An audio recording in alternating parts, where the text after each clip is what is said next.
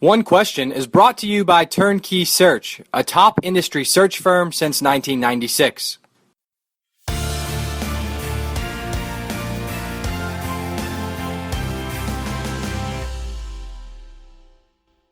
So one of the other topics that's been fresh for you guys and certainly fresh around the industry the last couple of weeks with a lot of head coaching movement was Jim Leavitt's move from Boulder to Eugene to be the new defensive coordinator at Oregon. And you made some comments about what he may be getting paid in Eugene.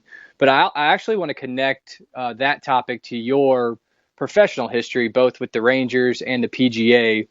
Is there any comparison in professional sports, specifically the two you worked in, with coaching salaries for college football and how they have advanced so rapidly over the last decade? Is there anything in pro sports that you're aware of that would compare to this increased cost for a lot of departments in the coaching category?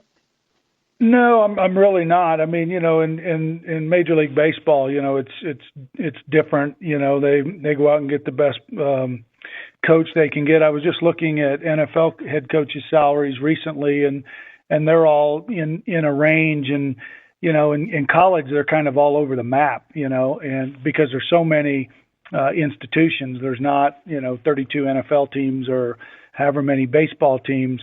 We've got 300 plus, and it depends on the level. And then in Division I and the Power Five. So they're kind of all over the map, but they certainly have grown. And what's, a little bit surprising to me is that they've grown so much, with the coordinators. Is it problematic? Depends on where you are. Certainly, go ahead. Did you have, you just raised $26 million.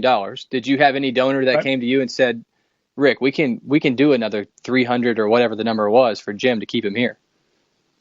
No, it really didn't get to that point.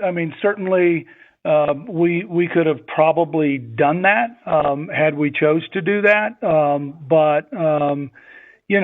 Look, when I got here 4 years ago, we were operating at a deficit.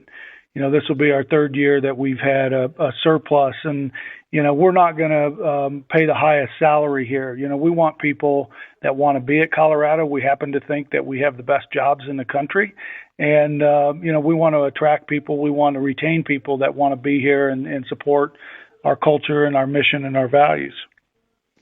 When you were leading the Rangers and your executive leadership positions at the PGA, from a purely business standpoint, when you walk in the office every day now at Colorado, does the operation of the business feel any different?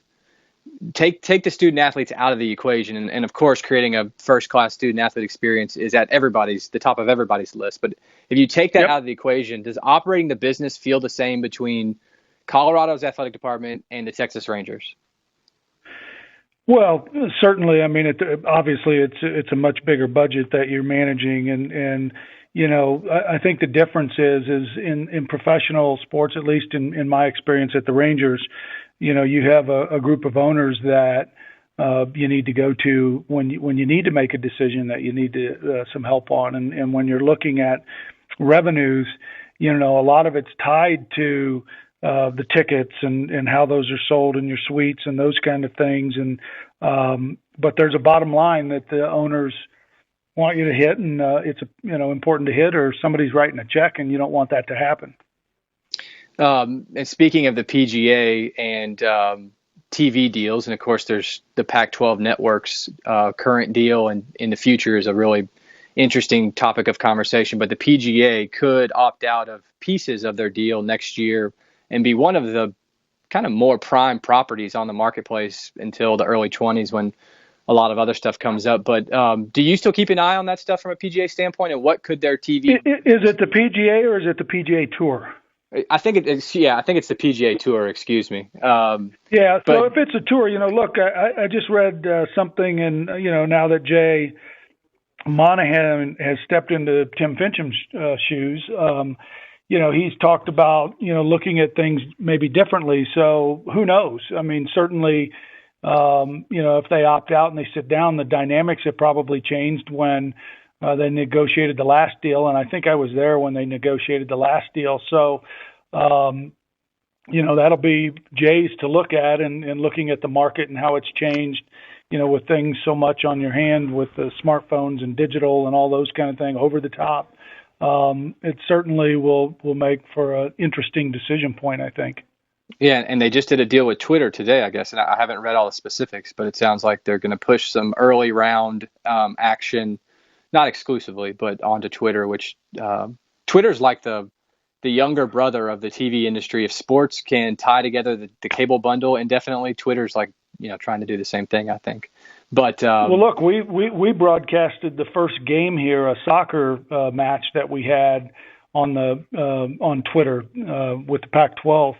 And it was excellent. And, I watched it on Twitter, as a matter of fact, because I was out of town traveling. So, they do have capabilities. And so when you add those different entities and, the Googles and, Amazons, all the different entities that are out there, who knows where this is going? I mean, it's something that you got to keep an eye on closely.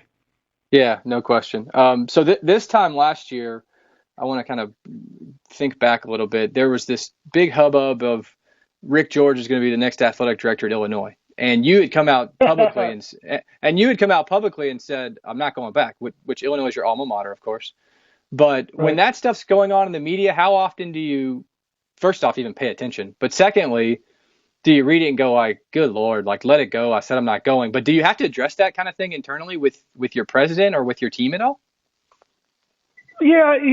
I mean, certainly did, yes, because that discussion and that commentary was out there for a long time, and certainly I have a love for Illinois. I played there and I worked there, and my family's still back in Illinois, but my brothers and sisters. But so we addressed it, and my family is all out here with me, but both my daughters and two granddaughters, so. I wasn't going anywhere, and I love where I'm at, and we're starting to turn the corner in a lot of areas of our business. What is at the top of your list when you say turn the corners of the business? What should we be looking out for Colorado to get done, say, in the next 12 months? Well, I think what you've seen, we just built this Champion Center, and we're now looking at our next 3-year mission. We created a 15-year strategic plan. We have a vision for what that looks like. We will just complete our 3rd year of that plan. So we're now in process of looking at how do we go from here to here, and how do we consistently compete for and win championships. And when we talk about that, we're not just talking about athletically, we're talking about with our student athletes, how do we make sure that they achieve in all areas of their life, and how do we achieve in academics, how do we achieve in the community. And so we'll be looking at that, and we hope to have something in place by March that we will begin implementation in our next fiscal year, July 1 of this year. And that's today's One Question, brought to you by Turnkey Search, a top industry search firm since 1996. One Question is designed to give D1 Ticker subscribers valuable insights on how executive leaders in college athletics think about key issues on their respective campuses, in their departments, or within their leagues and conferences. One Question is brought to you by Turnkey Search, a top industry search firm since 1996.